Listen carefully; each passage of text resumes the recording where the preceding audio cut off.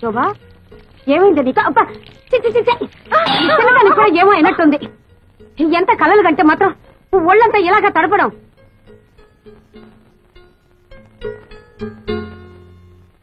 అమ్మే తాడికొండ వారి సంబంధం పెళ్లి చూపులకు బయలుదేరదామనుకుంటుండగానే గుండురాయి లాంటి వాళ్ళ తాతగారు గుండెకి చచ్చిపోయాక సంబంధం క్యాన్సిల్ అని రాసేశారు. అమ్మాయిని చూడక్కలేదు, ఫోటోలు చూస్తే చాలు అన్న పిఠాపురం సంబంధం వారు ఫోటోల్లోనే కాకుల్లా ఉన్నారు, నిజంగా కోతుల్లాగా. అది వారి అభిప్రాయం రాసినారు. దీంతో పెళ్లి సంబంధాల లిస్ట్ ఎల్లా కరణ్యం. మీరేం బాధపడకండి అమ్మా, ఎవరెట్టిపోతే మనకే. మీకింత కష్టం వచ్చినప్పుడు మేం లేవు చెప్పవయ్యా. శోభ కుట్టికు నీరు కుట్టికు సరిగ్గా సరిపోయే 2 పిల్లకాయలున్నాయి.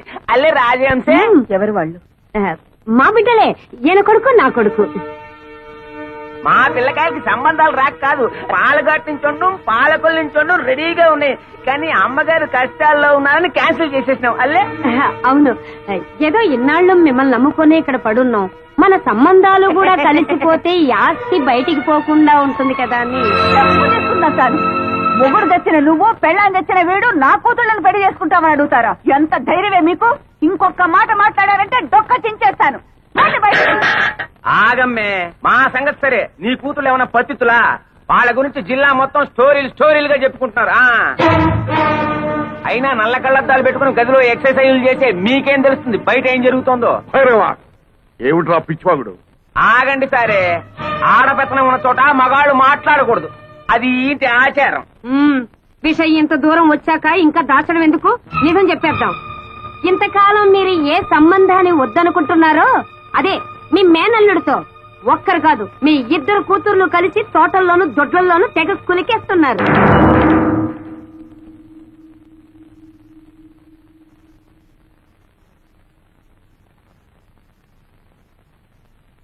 నిజం చెప్పు, పిచ్చి కూతురుకొస్తే నీ నాలుక తెగ్గొస్తాను.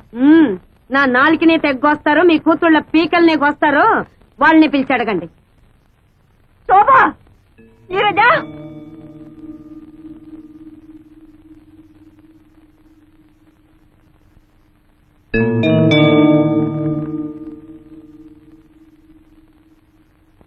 శోభా, ఆ కుక్కలు ఏమి వాగుతున్నాయి?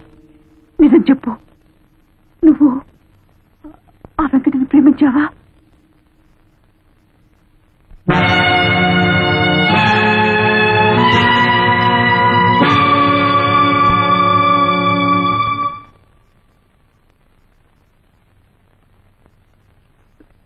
నువ్వు కూడానా?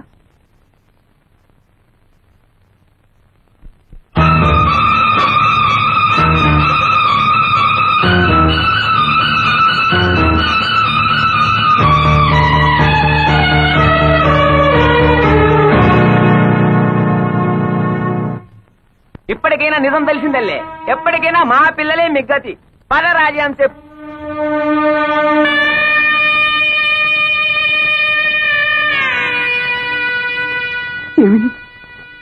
మీకు ఇది న్యాయంగా ఉందా?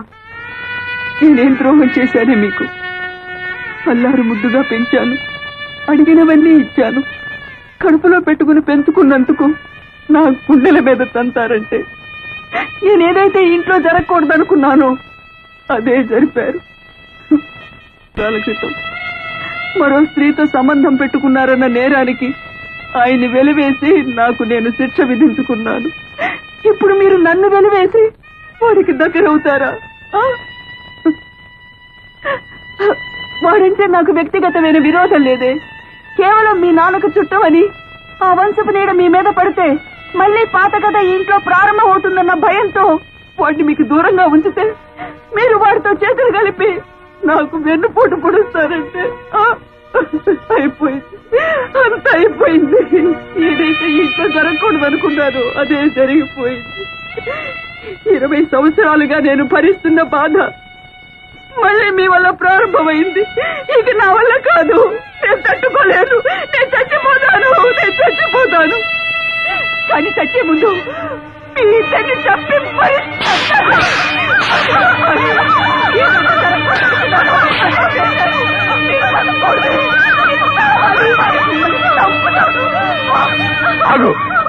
ఏమిటా పిచ్చావే? వాళ్ళిద్దరిని చంపే హక్కు నీకు ఎక్కడుంది? ఏమిటి మీరనేది? అవును, వాళ్ళిద్దరిలో ఒకరు నీ బిడ్డ కాదు.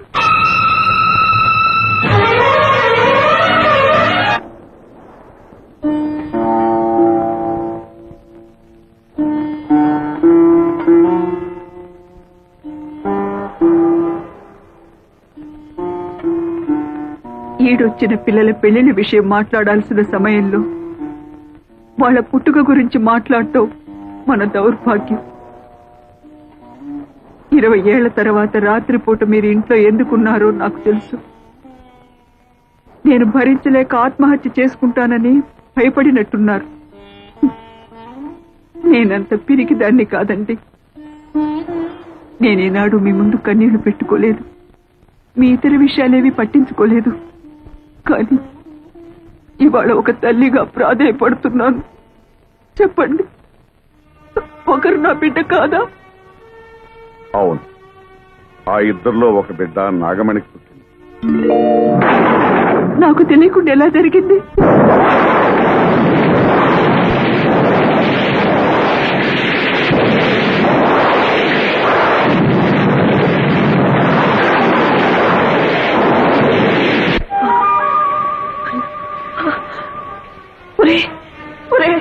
అన్యాయం జరిగిపోయిందిరా. ఏం జరిగిందమ్మా? ఆ కవల పిల్లలో ఒక పిల్ల పాతం కప్పి చనిపోయిందిరా. ఈ విషయం దానికి తెలుసమ్మా? దానికి తెలీదు, మగదిగా నిద్రపోతుంది. తెలుగు వచ్చి ఆ విషయం దానికి తెలిసిందంటే తట్టుకోలేదురా. ఏం చేయాలో నాకు అర్థం కావటం లేదే.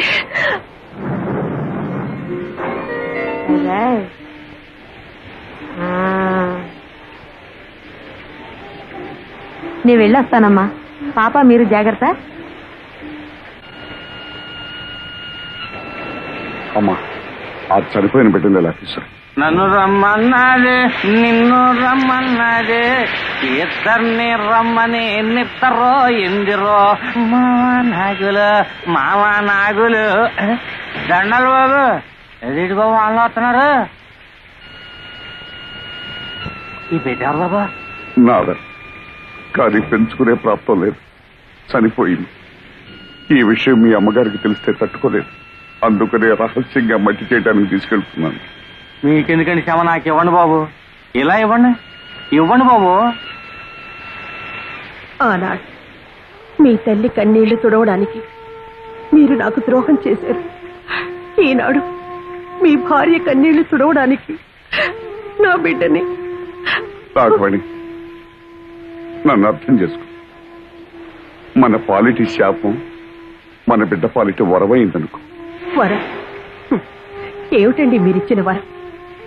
తల్లి నుంచి బిడ్డను వేరు చేయడమా? కన్న తండ్రి కన్న బిడ్డకి కన్న తల్లెవరో తెలియకుండా పెంచడమా? నాగమణి, నీకెలాగూ సంఘంలో స్థానం కల్పించలేకపోయాను. కనీసం మన బిడ్డకైనా కల్పించి చేసిన తప్పును దిద్దుకొని. నా బిడ్డ ఎంతటి స్థానంలో ఉన్నా కూడా నాకు అమ్మ అని పిలిపించుకునే రాత ఇక ఉండదు కదండి. ఎందుకు నాగమణి బాధపడతా? నేనేమైనా పరాయి ఊరు తీసుకెళ్తున్నానా? నీ కళ్ళ ముందే పెరుగుతుందిగా.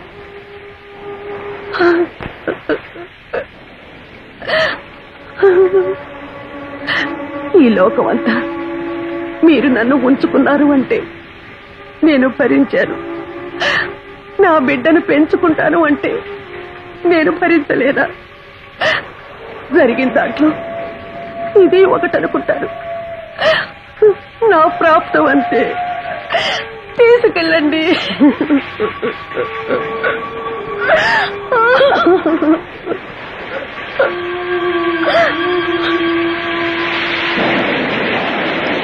నన్ను రమ్మన్నది ఇద్దరిని. ఓ బిడ్డ పాచి పెట్టాను, ఇంకో బిడ్డ చేతిలో. అంటే నాగమే అయ్యగారండి. అదేడు బాబు అలా జరుచుకున్నారు? నేనేం దియ్యను కాదు బాబు, గొండప్పనే. అయితే ఓ బిడ్డను మట్టి చేసి ఓ బిడ్డను మార్చేస్తున్నారన్నమాట. గుండప్ప, ఈ గుండప్ప కావలసింది పడేస్తే నోరు తెరవడు బాబు. చనిపోయిన బిడ్డను వానలో తడుస్తా కప్పెడుతుంటే గొంతులో పోసింది దిగిపోయింది. అందుకనే ఈ విషయం అట్టాగే మనసులో ఎత్తరే ఫోటోలాగా అద్దయిపోయిందండి. రాష్ట్రాన్ని డబ్బుతో కలిసేది బాబు. ఏమిట్రా నువ్వు చేసిన పని? నాగమణ్ణి పెళ్లి చేసుకుంటానంటే నీ ఒప్పుకోలేని దాన్ని, దానికి పుట్టిన బిడ్డని నాకు మనవరాలికి ఎలా ఒప్పుకోగలనురా? ఆనాడు నీ పెద్దరికాన్ని గౌరవించానమ్మా. ఆ గౌరవాన్ని నిలబెట్టుకోవాలనుకుంటే రత్నానికి తెలివి రాకముందే ఈ బిడ్డను తీసుకెళ్లి పక్కలో పడుకోబెట్టి.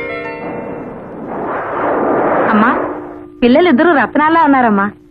అది సరే కాని కోడలు పురుడు పూర్ణప్పుడు పట్టుచీర కావాలని పట్టుపట్టిన దానివి తీరా ప్రశ్నించే సమయానికి ఎక్కడ తగలడ్డావే? ఏం చేయనండి అమ్మా, అక్కడ నాగమణమ్మ గారు నొప్పులతో బాధపడుతుంటే అయ్యగారు నన్ను అక్కడికి పంపించారు. అక్కడ కూడా ఆడపిల్లే పుట్టిందమ్మా.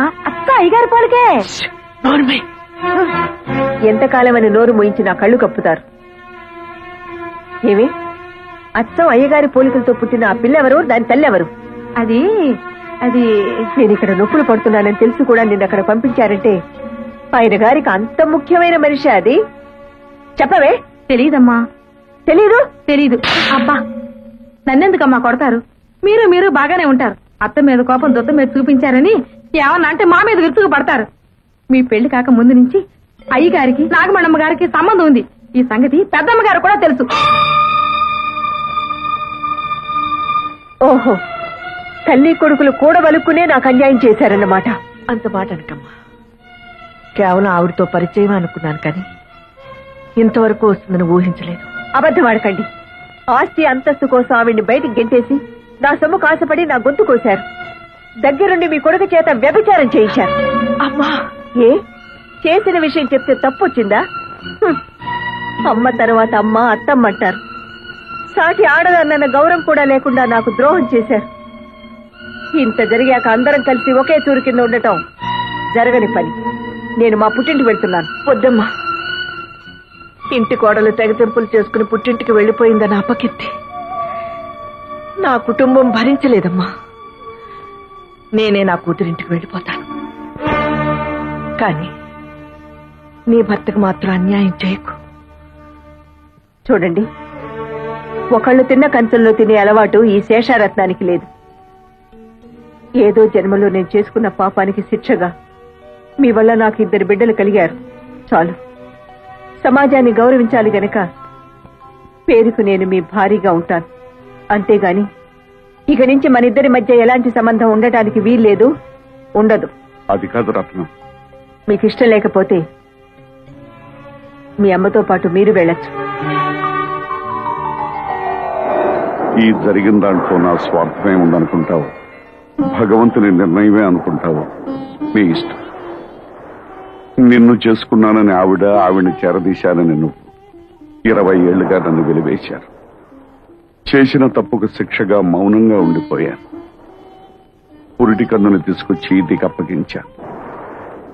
అందులో ఎవరికి పుట్టారో నాకు మాత్రం ఎలా తెలుస్తుంది?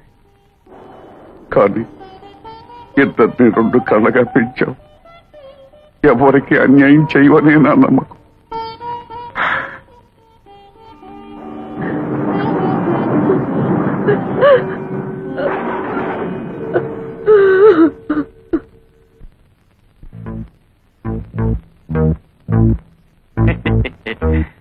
ఆహా, మాట మీద నిలబడే మనుషులంటే నాకు చాలా గౌరవం అండి.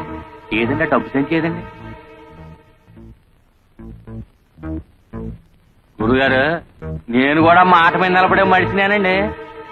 ఇన్నేళ్ళ నుంచి ఈ గుండెలో దాచుకున్న ఆ ఎత్తడే ఫోటోను చూశారండి, దాన్ని కత్తిరి పెట్టి కట్ చేస్తానండి. ఏదంటే డబ్బు సెంచి ఏది? చెప్పుకోరా, నీ ఇష్టం వచ్చిన వాళ్ళతో చెప్పుకోరా, ఊరంతా తమకేసి చెప్పుకోరా. ఈ విషయం ఎవరికైతే తెలియకూడదో వాళ్ళకి తెలిసిపోయిందిరా. ఇంకా నువ్వేంటో నన్ను చేసేది? నీ ఇష్టం వచ్చిన వాళ్ళతో చెప్పుకోరా. మరి నా 5 లక్షలా? 5 లక్షలు కాదు కదా, మళ్ళీ ఈ ఊళ్ళో అడుగు పెడితే ఉప్పు పాత్ర ఇస్తాను రా.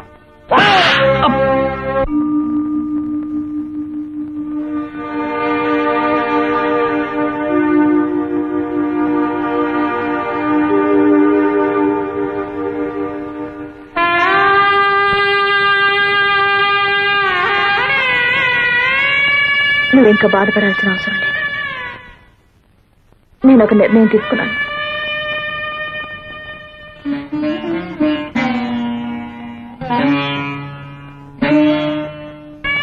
ఈ ఇంట్లో ఇంట్లోంచి వెళ్ళిపోదాం అనుకుంటున్నాను. అవునమ్మా, నేను నీ రక్తం పంచు పుట్టిన బిడ్డను కాను. ఎందుకంటే బావని పెళ్లి చేసుకుంటాను, ఆశీర్వదించమని నాయనమ్మని అడిగితే నన్ను ఆశీర్వదించలేదు. నేను పరాయిదాన్ని కాబట్టే కదా.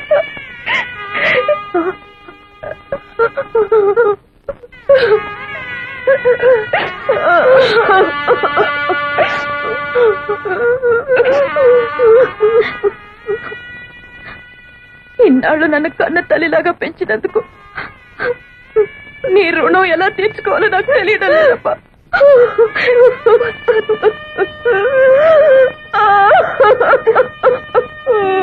శోభ,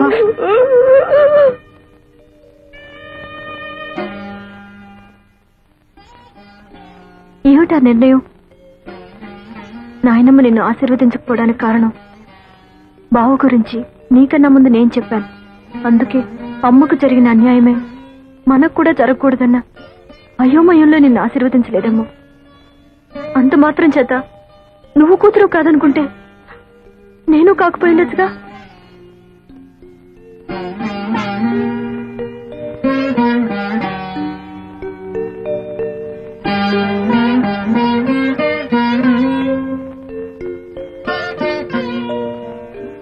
పంతొమ్మిది సంవత్సరాలు నువ్వు పంచి ఇచ్చిన మమకారం మర్చిపోయి 9 నెలలు ఎవరు నీ గర్భంలో పెరగలేదో తెలుసుకోవడానికి ఇన్నేళ్ల తర్వాత నా గడప తొక్కేవా తల్లి. అయినా పసిగుడ్డుగా ఉన్నప్పుడే నీ పక్కలో ఒక పిల్లని పడుకోబెట్టాను. వాళ్లలో ఎవరు నాకు మాత్రం ఏం తెలుసు? ఎవరు సొంత బిడ్డ కాదు అని తెలుసుకోవడానికి నువ్వు నా దగ్గరికి వచ్చావని వాళ్ళకి తెలిస్తే ఆ పసి హృదయాలు ఏమైపోతాయి? ఏం చేయాలో తోచడం లేదత్తయ్య. మిమ్మల్ని కష్టపెట్టిన పాపం తన్నిలా ఏడిపిస్తుందేమో.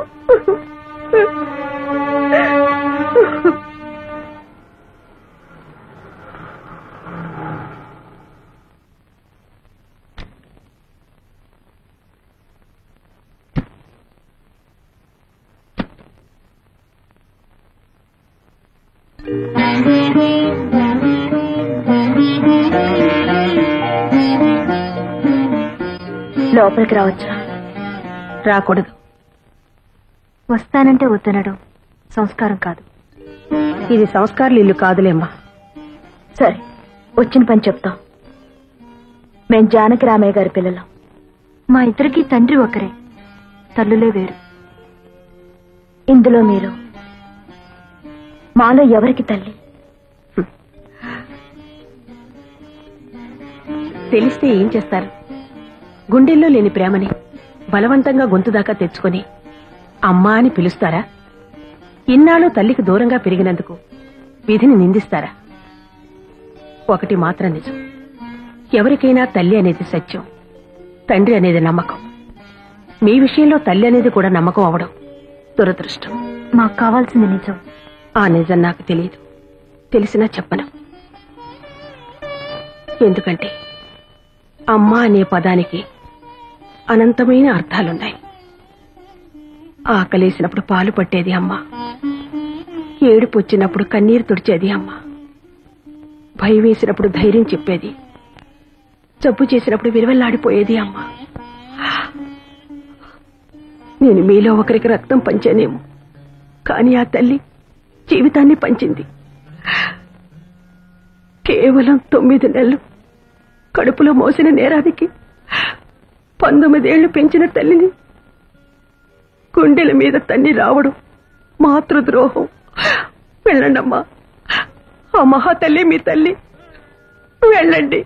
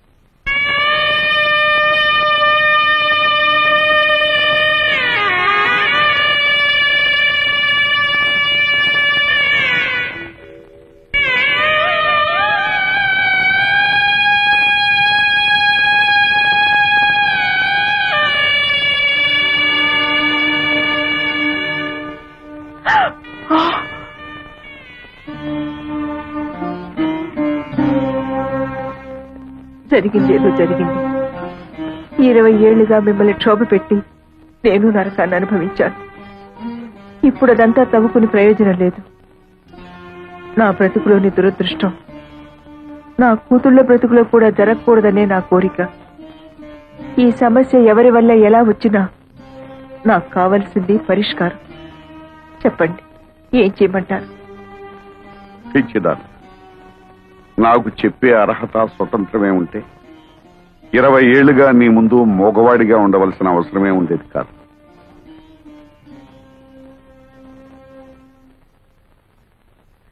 అత్తయ్య, మీరైనా చెప్పండి, నన్నేం చేయమంటారు?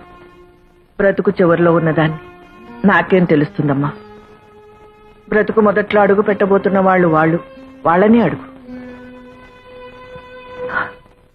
భగవంతుడా, నాకు పిచ్చెక్కిపోతుంది. నేనేటో తెలుసుకోలేకపోతున్నాను. అమ్మ శోభ, మీరేం పసిపిల్లలు కారు. ఈ సమస్య కొని తెచ్చుకుంది మీరు. దీనికి పరిష్కారం కూడా మీరే తెలుసుకోండి. నా వల్ల కాదు.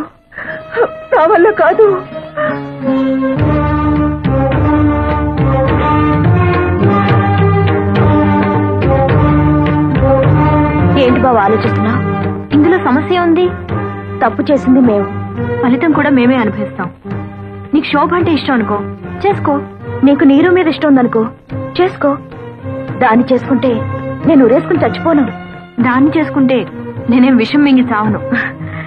నాకు కావాల్సింది నీ ఆనందం. నాకు కావాల్సింది నీ సంతోషమే. నీకెవరిష్టమో చెప్పు బావా. మాకెవరైనా ఒక్కటే. చెప్పు బావా, చెప్పు బావా, చెప్పు బావా. బావా చెప్పు, చెప్పు బావా, చెప్పు, చెప్పు బావా. ఏడుకొండలవాడ వెంకటరమణ, ఎక్కడున్నావు స్వామి?